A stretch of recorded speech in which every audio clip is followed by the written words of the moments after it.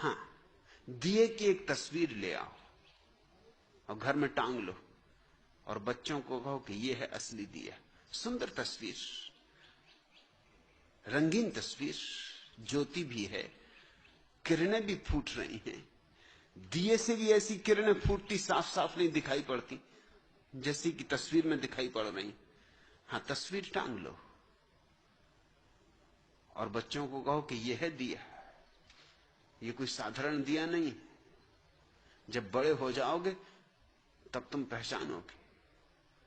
बड़े होके वो भी अपने बच्चों को यही कहेंगे, क्योंकि बच्चों के सामने कोई बूढ़ा ये स्वीकार नहीं करना चाहता कि मैं जिंदगी भर अज्ञान में रहा। इससे अहंकार को चोट लगती। काश दुनिया के बूढ़े ईमानदारी से स्वीकार कर लें कि हम अज्ञान में जिए, तो इस दुनिया से अज्ञान का डेरा उठ जाए। मगर बूढ़ों का अहंकार बड़ा होता चला जाता है। वो जो भी करते रहे उसी का पोषण करते। उससे उन्हें कुछ भी ना मिला हो मगर उसी का पोषण करते। कारण अहंकार। इतनी जिंदगी कोई हम बुद्धू हैं? हम कोई पागल हैं? हमने जिंदगी ऐसे ही गंवाई। अब कैसे स्वीकार करें कि हम पत्थर की मूर्ति के सामने सिर पटकते रहे, वहां कुछ भी न था, पत्थर था। सिर जरूर काला पड़ गया और कुछ भी ना हुआ। क्या हम घोंकते रहे किताबें जिनमें शब्द थे और कुछ भी न था? किताबों में कहीं सत्य होते? सत्य खोजने होते हैं चैतन्य में, और खोज का पहला चरण जी भर के संदेह करो, अथक संदेह करो। और मैं तुमसे कहता हूं इतने बलपूर्वक, क्योंकि मैं जानता हूं कि सत्य के सामने संदेह नहीं टिक सकता। सत्य होना चाहिए बस। सत्य ही ना हो तो संदेह टिक सकता है। सत्य हो तो आज नहीं कल लड़खड़ाएगा संदेह और गिरेगा। वही हुआ। तुम कहते हो न मैंने सन्यास को स्वीकार किया सहजता से, न कपड़े न माला। स्वाभाविक है। किसी के भी मन में सवाल उठता है कि कपड़े बदलने से क्या होगा। किसके मन में सवाल नहीं उठता कि कपड़े बदलने से क्या होगा? लेकिन जीवन के अनुभव को जरा गौर से देखो और तुम हैरान होगे। छोटी सी बदलाहट बड़ी बदलाहटों का सिलसिला हो जाती। जरीन है एक प्रतिष्ठित पारसी परिवार की महिला, एक डॉक्टर की पत्नी। उसके पति ही उसे यहां ले आए थे। डॉक्टर मेरी किताबों में उत्सुक थे। भूल हो गई उनसे कि पत्नी को यहां ले आए, क्योंकि वो तो किताबों में ही उत्सुक थे। बौद्धिक उनकी खुजलाहट थी। लेकिन स्त्रियां जब उत्सुक होती हैं तो वो बात खोपड़ी की नहीं रहती, हृदय की हो जाती। उनकी पत्नी हार्दिक रूप से उत्सुक हो गई। कुछ कर भी ना सके वो, क्योंकि वो मेरे पक्ष में थे बौद्धिक रूप से। इसलिए सहते गए बात बहुत आगे बढ़ गई। बात इतनी आगे बढ़ गई कि पत्नी ने संन्यास लेना चाहा।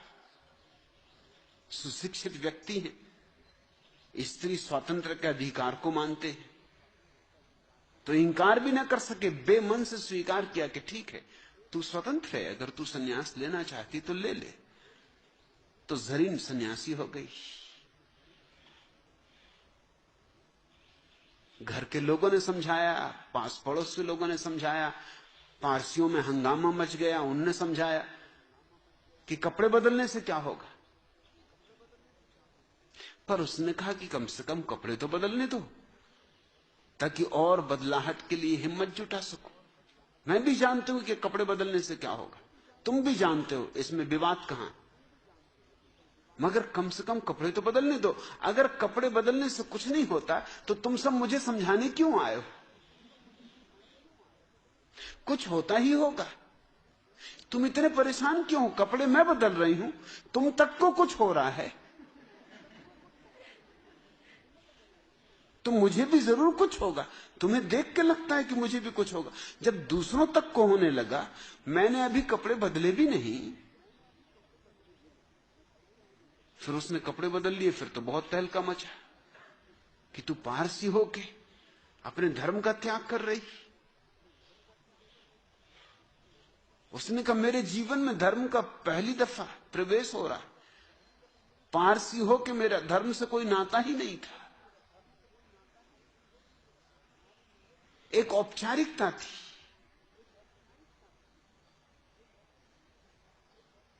लोग समझाने लगे छोड़ ये माला, माला में क्या रखा है? अरे हृदय की बात है तो हृदय में रख। उसने कहा कि अगर हृदय की ही बात है तो फिर तुम क्यों पारसी मंदिर में जाते हो? हृदय में ही चले गए। फिर क्यों जरथुस्त्र के चित्र को घर में लगाया हुआ है? तो हृदय में ही लटका लो।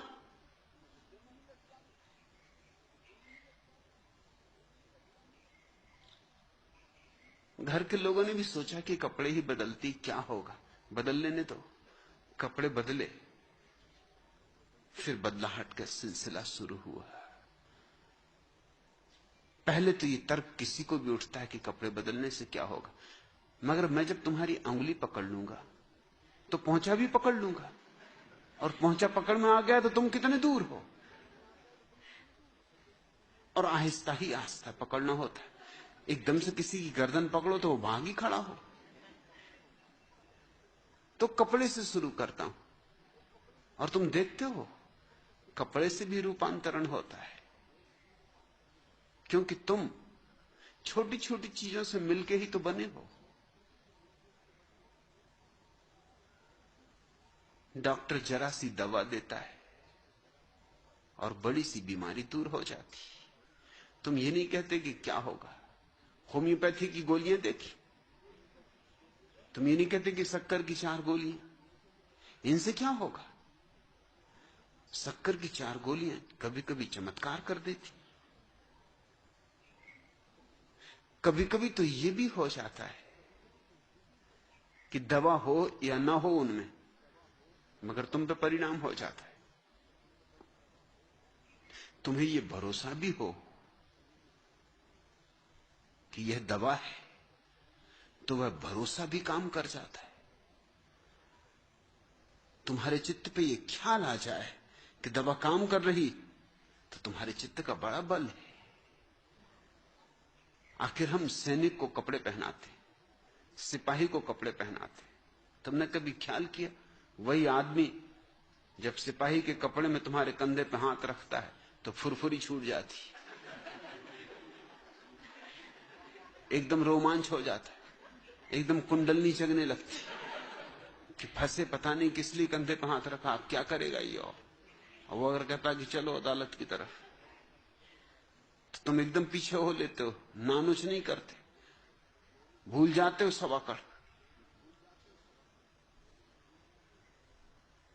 और यही आदमी अगर साधारण कपड़ों में पहने, पजामा कुर्ता मिल जाए, कंधे पे हाथ रहेगा, नीचे करो हाथ,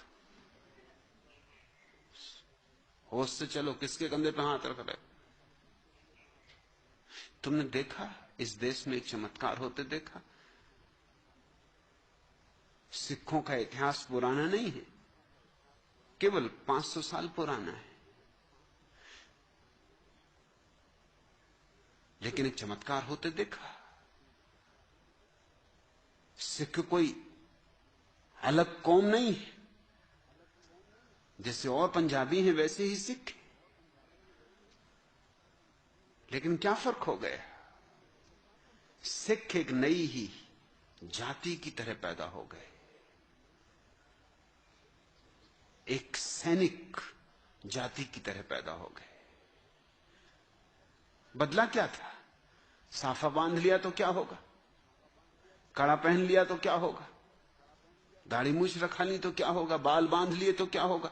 बात तो कुछ ठीक ही है, ऐसे कहीं कुछ होता है, मगर कुछ हो जाता है। मैं मनाली जा रहा था एक शिविर लेने, बड़ी गाड़ी, मनाली का रास्ता सकरा, इंपाला गाड़ी, ड्राइवर बीच में डरने लगा और एक जगह वर्षा हो गई थी, कीचड़ मची हुई थी, रास्ता सकरा था और गाड़ी बड़ी थी।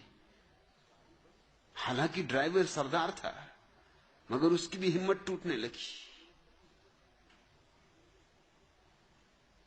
उसने तो एक जगह जाके गाड़ी खड़ी ही कर दी बीच में पहाड़ पर कि अब मैं आगे नहीं जा सकता, यहां तो जीवन को खतरा है। मैंने कहा तेरे जीवन को खतरा है, मैं भी बैठा हूं,